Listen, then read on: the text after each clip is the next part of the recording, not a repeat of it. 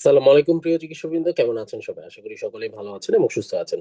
So welcome to another excellent video of rush to success. So আসলে মাঝখানে আমার result দেওয়ার কারণে আলহামদুলিল্লাহ আল্লাহর অশেষ রহমতে আমি এমডি পালমনজি পাস করেছি। এই জন্য মাঝখানে একটু ব্যস্ত ছিলাম, কিছুদিন আপনার জন্য ভিডিও রেডি করতে পারিনি। তবে ইনশাল্লাহ আজকে থেকে প্রতিদিন আপনাদের জন্য রেডি করা ভিডিও আমি আপলোড দিতে থাকবো এবং একদিনে দরকার হলে যেই অংশটা বাদ গিয়েছে ৩-৪টা ভিডিও একসাথে আপলোড দিব, যাতে আপনাদের পরীক্ষার জন্য এটা অনেকটাই সহজ হয়ে যায়। সো আজকে আমরা বেসিক থেকে শুরু করবো। এর আগে আমরা ক্লিনিক্যাল যে জিনিসগুলো ছিল বা ক্লিনিক্যাল কিছু আলোচনা করেছি।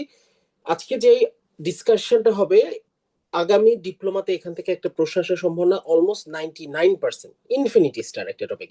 সেটা হচ্ছে what are the factors of wound healing. So wound healing এর ফ্যাক্টরস গুলোকে আমরা মূলত দুটো ভাগে ভাগ করতে পারি, একটা হচ্ছে লোকাল ফ্যাক্টর আর একটা হচ্ছে সিস্টেমিক ফ্যাক্টর। সো লোকাল ফ্যাক্টরের ক্ষেত্রে আমরা একটা জিনিস এভাবে চিন্তা করতে পারি, মনে করেন আপনার কাছে একটা রুগী আসলো যার মুখে কেটে গিয়েছে, আর আরেকটা রুগী আসলো যার পায়ে কেটে গিয়েছে। আপনারাই বলবেন কোনটাতে আসলে দ্রুত হিলিং হবে। সো সবার অ্যান্সারটা এরকম হয় যে মুখে কেটে গেলে দ্রুত হিলিং হবে, কারণ কি মুখের ব্লাড সাপ্লাই বেশি। সো ব্লাড সাপ্লাইটা এটা একটা লোকাল জিনিস, সেটা মুখেরটাই বেশি, তার মানে এটা একটা লোকাল ফ্যাক্টর। ঠিক একইভাবে নার্ভ সাপ্লাই, লোকাল ইনফেকশন, কোনো জায়গায় ফরেন বডি যদি থাকে, মেকানিক্যাল স্ট্রেস যদি হয়, এগুলো সবকিছুই কিন্তু লোকাল ফ্যাক্টরের মধ্যেই পড়ে যাবে।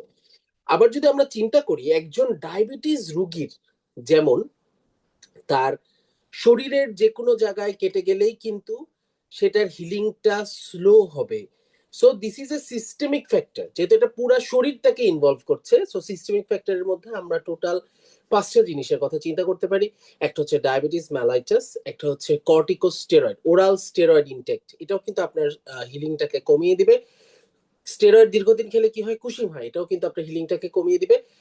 স্টেরয়েডের সাথে সাথে একটা মনে রাখতে হবে যে একটা স্টেরয়েড শুধু আছে যেটা আপনার হিলিং কে বাড়াবে, সেটার নাম হচ্ছে অ্যানাবলিক স্টেরয়েড। নামের মধ্যেই আছে অ্যানাবলিজম। সো অ্যানাবলিজম আপনার হিলিংটাকে বাড়িয়ে দিবে। সো অ্যানাবলিক স্টেরয়েডটা আমরা একটু মনে রাখবো। তার পাশাপাশি ইনফেকশন, রবিনসে একটা আছে ইনফেকশন, মনে রাখবেন ইনফেকশন হচ্ছে একটা সিস্টেমিক ফ্যাক্টর। ঠিক আছে, ইনফেকশন হচ্ছে একটা systemic factor. So local factor হয়ে গেল, সিস্টেমিক ফ্যাক্টর হয়ে গেল। এবার আরো কিছু এক্সিলেন্ট জিনিস আপনাদের সাথে একটু শেয়ার করতে চাই। আপনারা তো স্ক্রিনে দেখতে পাচ্ছেন wound healing is enhanced by, এটা এভাবে বলতে পারি যে আপনি যখন সার্জারিতে ছিলেন, রাউন্ড দিতে যেতেন, সো রাউন্ডে যাওয়ার সময় কিন্তু আপনার পেশেন্টকে আপনি কিছু অ্যাডভাইস দিতেন, বা বেশি করে লেবু খাবেন, একটু জিঙ্ক ট্যাবলেট খাবেন। এগুলোকে আমরা প্র্যাকটিক্যালি কোথা থেকে এসেছে? এটা প্যাথোলজি থেকে এসেছে। উন্ড হিলিং কারা কারা বাড়ায়? প্রথমে আছে জিঙ্ক, তারপর আছে অক্সিজেন সাপ্লাই, তারপর আছে রেস্ট এবং ইমোবিলাইজেশন, তারপর আছে ভিটামিন সি। ভিটামিন সি থেকে একটা বায়োকেমিস্ট্রি প্রশ্ন আসার সম্ভাবনা রয়েছে। এটা post translational modification of collagen কে করে? ভিটামিন সি করে। আরেকটা হচ্ছে আলট্রাভায়োলেট রেডিয়েশন। আলট্রাভায়োলেট রেডিয়েশন থেকে একটা সুন্দর কোশ্চেন ক্লিনিক্যালের রয়েছে, সেটা হচ্ছে সোরিয়াসিস রুগীতে আমরা কি দিই হিলিং এর জন্য? পুভা থেরাপি, যেটার ভিতরে কিন্তু আলট্রাভায়োলেট রশ্মি থাকে। সো এই ফ্যাক্টরগুলা উন্ড হিলিং কে এনহেন্স করে, তার মানে বাড়িয়ে দেয়। আরেকটা গুরুত্বপূর্ণ জিনিসটা ডিসকাশন করার প্রয়োজন, সেটা হচ্ছে wound healing is governed by. Govern মানে কি?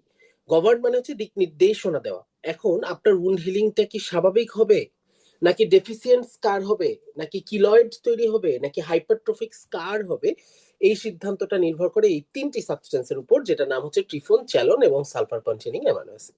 ওকে। আর last but not the least, most important, wound healing has no relationship with, কার সাথে কোনো সম্পর্ক নেই। এর মধ্যে প্রথমে রয়েছে ভিটামিন কে, ভিটামিন বি 12 এবং ভিটামিন ডি।